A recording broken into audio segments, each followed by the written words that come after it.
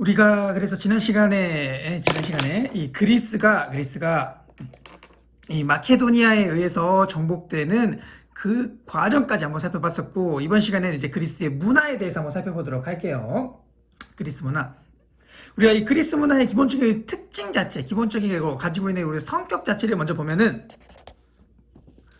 바로 인간 중심적이고 합리적인 문화를 가지고 있다라고 하는 게 기본적인 어떤 성격, 특징이 되겠어요. 그리스 문화가 이제 인간 중심적이다라고 하는 걸 보여주는 가장 대표적인 예시가 그리스에서 나오는 그리스의 이 신들, 우리가 보통 뭐 그리스 로마 신화라고 하는 그 만화책, 유명한 만화책에서 볼 수 있듯이 그 올림푸스의 신들의 모습에서 알 수 있어요. 우리가 그 만화에서도 나오지만 이 올림푸스의 신들의 형태, 이 모습이 어때요? 모습이? 그렇죠. 굉장히 인간과 비슷한 인간의 형태를 유지를 하고 있죠. 그러다 보니까 인간 중심적이다. 즉 신들 역시 인간과 비슷하게 형태를, 그렇죠, 그리고 형태를 상상하는 그러한 것에서 볼 수 있듯이 인간 중심적이고 합리적인 문화다라고 하는 것. 그 다음에 그리스 문화의 다른 세부적인 모습들을 보면은 일단 그리스 문화에서 가장 이제 문학 작품으로 대표적인 걸 보면은 이제 호메로스라고 하는 사람이 쓴 일리아드, 오디세이아 같은 게 있어요.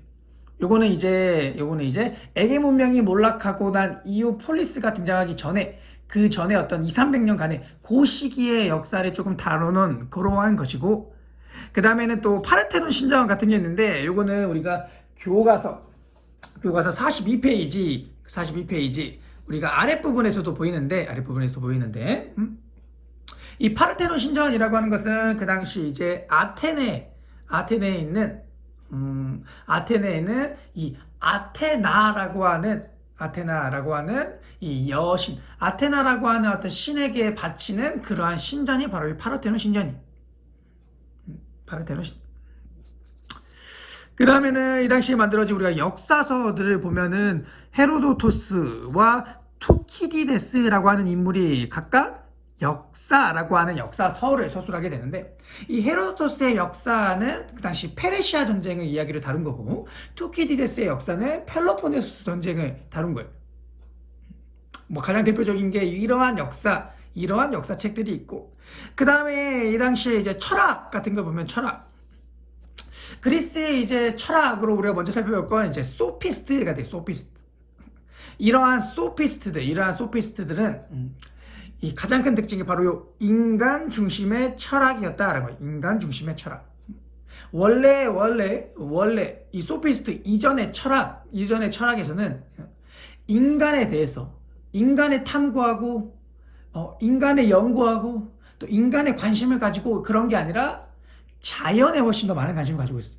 자연의 근본, 자연의 원리는 어떻게 되고, 자연은 어떻게 이루어져 있고, 만물의 원리, 이러한 주로 자연에 훨씬 더 많은 관심을 가지고 자연에 대한 생각, 자연에 대한 탐구들을 훨씬 더 많이 진행을 했었는데, 소피스트에 이르러서부터 바로 이 철학의 관심, 사람들의 어떤 생각의 관심 자체를 인간 중심으로 바꿔줬다는 거예요. 이 소피스트. 그래서 이 소피스트가 가지고 있는 어떤 특징이 바로 인간 중심의 철학을 보여줬다는 거고, 또 하나는 진리의 어떤 상대성, 주관성이에요. 진리라고 하는 것이 어떤 하나의 절대적인 기준, 절대적인 진리 이런 것들이 있는 게 아니라 항상 변한다, 상대적인 것이다, 상대가 누구에 따라 또 주관적이다, 주관성이다. 내가 가지고 있는 생각에 따라서 진리는 언제든지 달라지고 변화할 수 있다라고 하는 걸, 그러한 뜻을 보이는 거예요. 요거를 그래서 우리가 이제 진리의 상대성, 주관성이라고. 그래서 소피스트는 인간 중심으로서 철학을 인간 중심으로 바꾼 인간 중심의 철학과 함께 진리의 상대성, 주관성을 주장하고 있어요.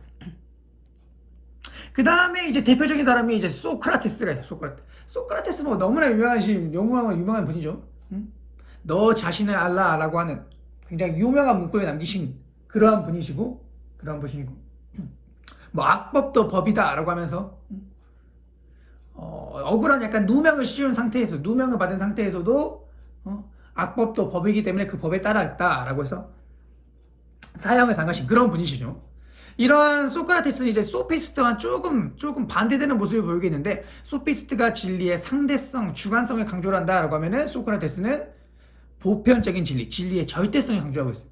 즉 세상에는 절대적이고 변하지 않는 진리가 존재한다는 거예요.